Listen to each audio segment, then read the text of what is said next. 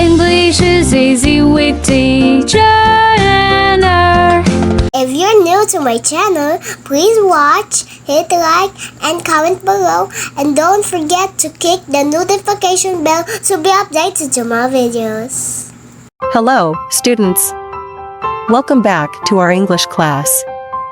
In today's video lesson, we've explored the topic of essays and how to evaluate them effectively.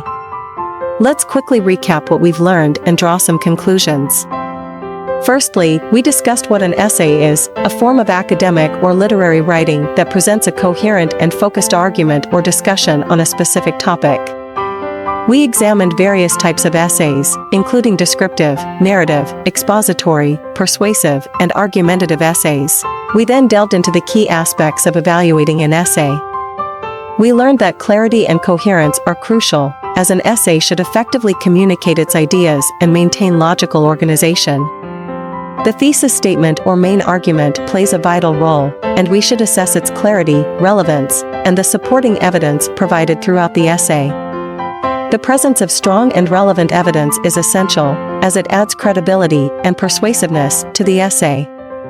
We also emphasized the importance of structure and organization, with an introduction, body paragraphs, and a conclusion that summarize the key ideas and provide a final perspective. In addition, we touched upon the significance of coherence and cohesion within an essay. The ideas should be connected and flow smoothly, aided by the use of transitional words and phrases. We also considered language and style, focusing on engaging, concise, and audience-appropriate writing. Moreover, we highlighted the value of originality and critical thinking in an essay. A well-evaluated essay should provide unique insights and demonstrate the writer's ability to think independently and critically analyze the topic. Lastly, we discussed the importance of grammar, mechanics, and overall impact. Clear and error-free writing enhances the essay's readability, while the overall impact of the essay should align with its purpose, whether it's to inform, persuade, or entertain the reader. Let us start our today's lesson with a game. If you are ready, get ready with your paper and pen. Guess the hidden word that is being referred to by the given definition. If you get it, then, absolutely, you are a genius. Here we go. I hate mathematics because it is such a difficult subject. What's the word?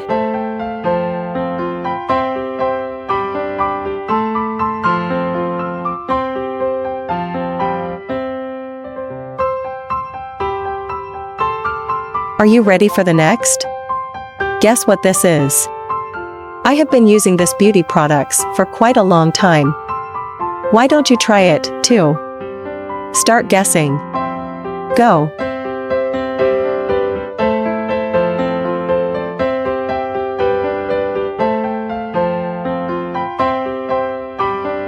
Wow, you are really amazing. And you are simply the best learners. This is the next. Guess what's the word? I hate to tell you this, but you don't have time for me anymore. You are always busy with your work. Start thinking and guessing time.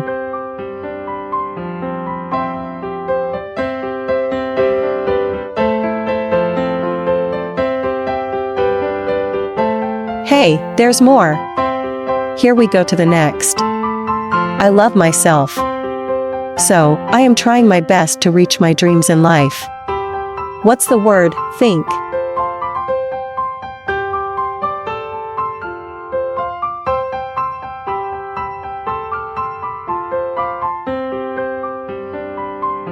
Think what word this is.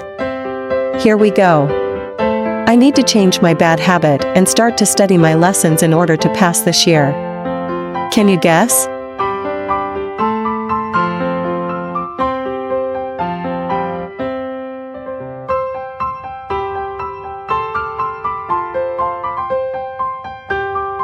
Moving on to the next activity. With the given quote, we are to answer the question given.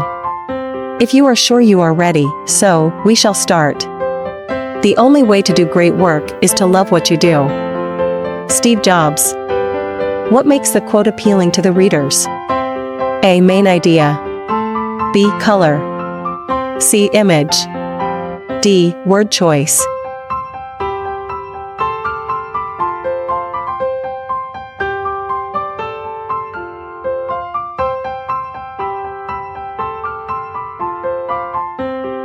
Here's another quote from a famous person.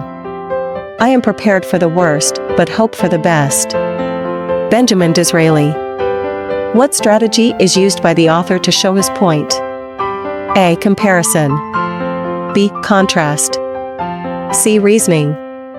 D. Effect.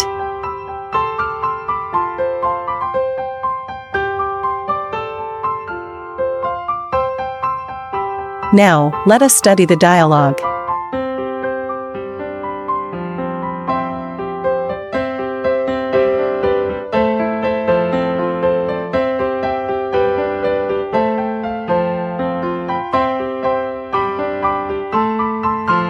Now, study the thoughts presented in the bubble speech.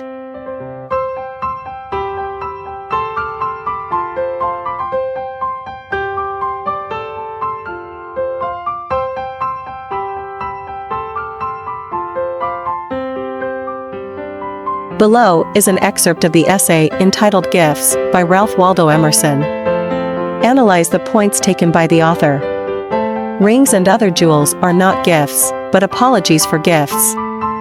The only gift is a portion of thyself. Thou must bleed for me. Therefore, the poet brings his poem, the shepherd, his lamb, the farmer, corn, the miner, a gem, the sailor, coral and shells, the painter, his picture, the girl, a handkerchief of her own sewing.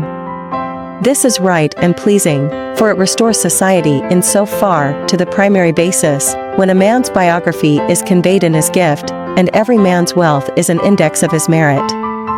But it is a cold, lifeless business when you go to the shops to buy me something which does not represent your life and talent, but a goldsmith's. Be in the thinking cap of the author. Reflect on his ideas about gifts. Respond to each item by telling yes or no. The author appreciates any kind of gift. He thinks of expensive gifts as symbols of excuse. He considers that gifts with monetary value reduce to a level of insincerity. He believes that gifts reflect the person's character.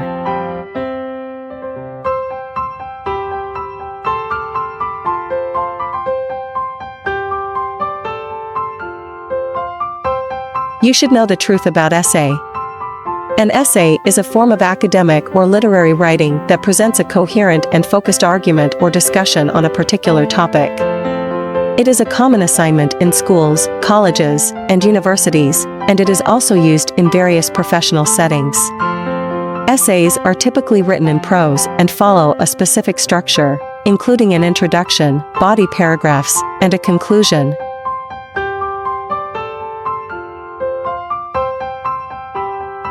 The purpose of an essay can vary depending on the context.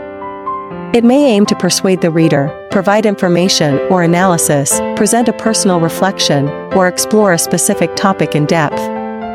Essays often require research and critical thinking, as well as the ability to organize ideas and present them logically.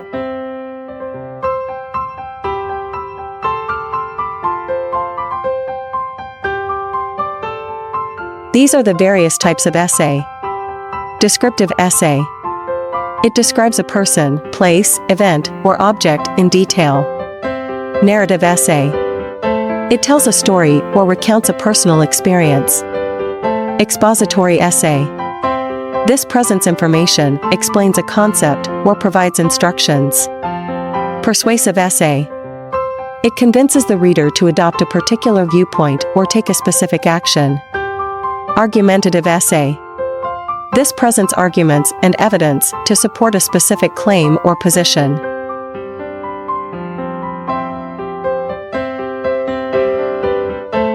Essays typically have an introduction that introduces the topic and thesis statement, body paragraphs that develop and support the main points, and a conclusion that summarizes the key ideas and provides a final perspective. It's important to note that the specific requirements for an essay can vary depending on the academic or professional context, so it's always a good idea to follow any guidelines or instructions provided by your teacher, professor, or employer.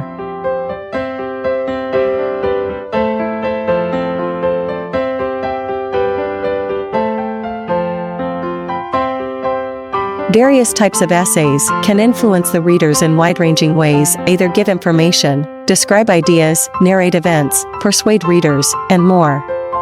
Since essays come from the author's personal view about a topic, people find the claims or discussions relevant as the evidence-like facts and examples are presented. They are developed in different methods appropriately to capture the reader's attention and affection. In this manner, essays become more significant in shaping people's opinions or behaviors.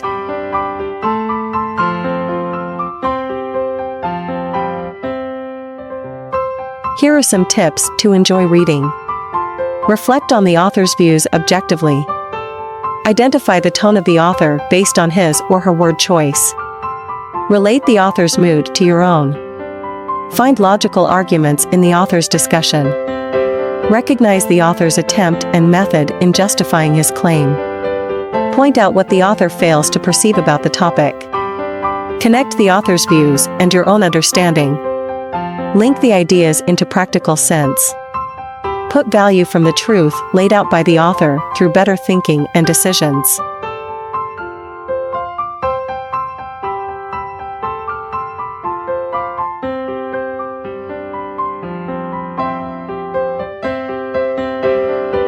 Reveal your bulk ideas. Let us try to find meaning in Emerson's attempt of influencing you in his essay, Gifts. Assess the effect of the author's ideas on you. Put a check mark under the rating for each aspect, with 1 as the lowest and 5 as the highest. You may start.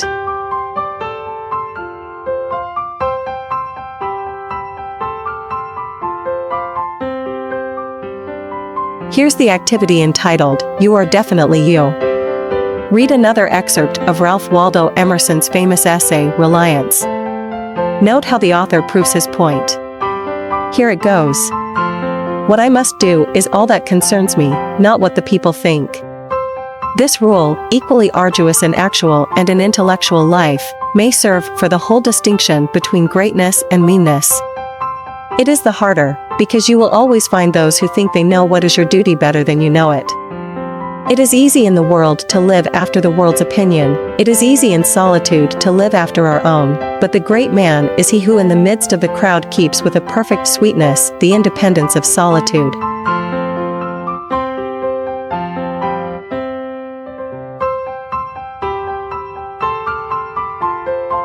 Now, let's reveal it. Choose the statements that reflect the worth of ideas in the excerpt. Put a check mark in the box. The author shows 2 sides of the argument. The author is convincing enough in this claim. The author's idea is agreeable at some point in his discussion. The author's argument strongly believes that others' opinion does not matter. The author neglects the truth that proves others' opinion is relevant and useful.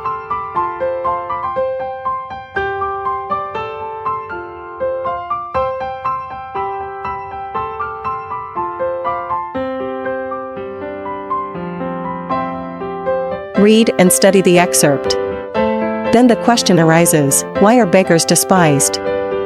For they are despised, universally. I believe it is for the simple reason that they fail to earn a decent living. In practice, nobody cares whether work is useful or useless, productive or parasitic. The sole thing demanded is that it shall be profitable. In all the modern talk about energy, efficiency, social service, and the rest of it, what meaning is there except get money, get it legally, and get a lot of it? Money has become the grand test of virtue. By this test, beggars fail, and for this, they are despised. If one could earn even £10 a week at begging, it would become a respectable profession immediately.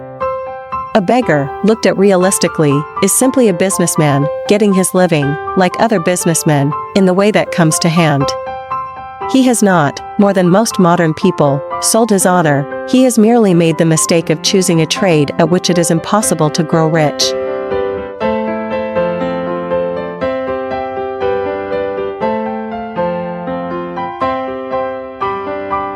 Let's do this activity. Is it sound or not? Evaluate the soundness of the argument of the author in the above excerpt. Shade. The like circle if you agree and dislike circle if you disagree. The author argues that beggars are generally labeled as lowly individuals. The author claims that money is the reason for status difference, not work inequality among social classes. The author thinks that beggars are like any other person, just lacking opportunity and resources. The author believes that modern time is all about productivity, not about people's conditions. The author considers that beggars have made inappropriate life choices, leading to their poor condition. You may begin to choose now.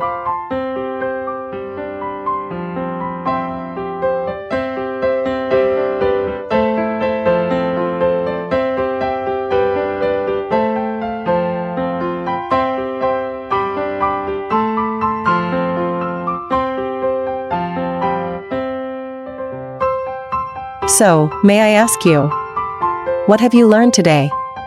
Come on, let's talk it over. Share your answer by completing the necessary information below. Check this out, learners. Keep on learning.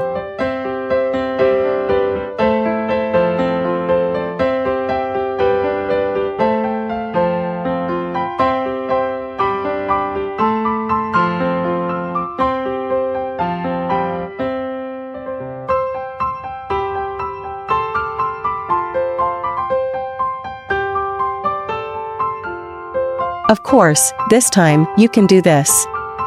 Choose one excerpt from the given samples in the previous activities. Provide the details needed in the chart.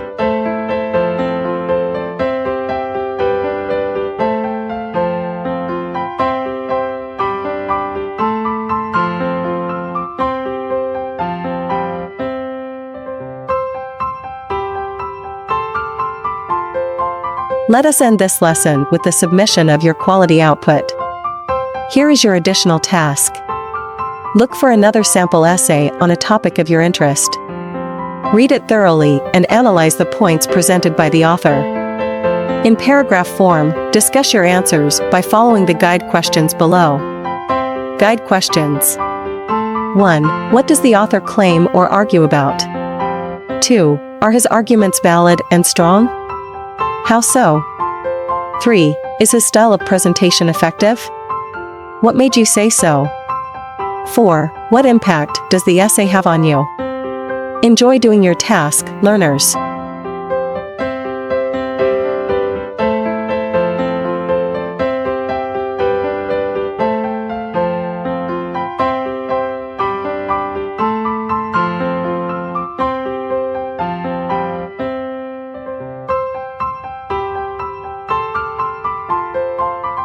Remember this line from a famous person.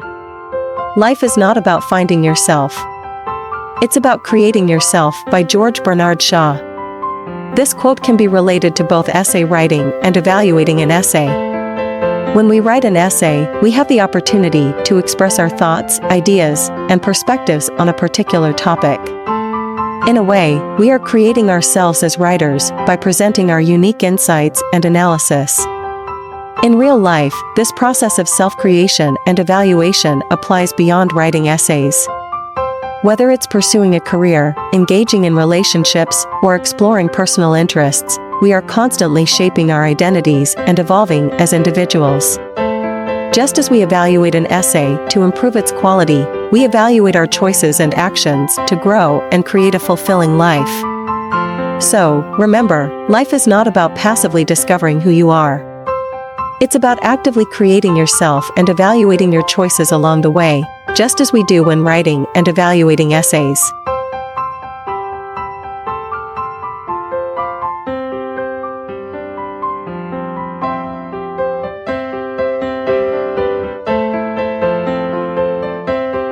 That's it for today's video lesson. I hope you found it helpful and gained a deeper understanding of essay evaluation. Remember, practice makes perfect, so keep honing your essay writing and evaluation skills. If you have any questions or need further assistance, feel free to leave a comment below. Don't forget to like this video, subscribe to our channel for more English lessons, and I'll see you next time.